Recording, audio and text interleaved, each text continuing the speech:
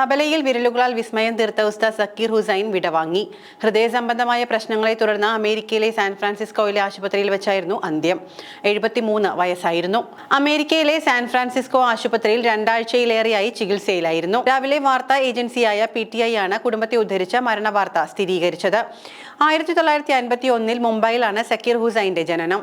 തബലയെ ആഗോള വേദിയിലേക്ക് ഉയർത്തിയ ഈ അതുല്യ കലാകാരൻ തബല മാന്ത്രികൻ ഉസ്താദ് അള്ള രഖ ഖുറേഷിയുടെയും ഭാവി ബീഗത്തിന്റെയും മകനാണ്.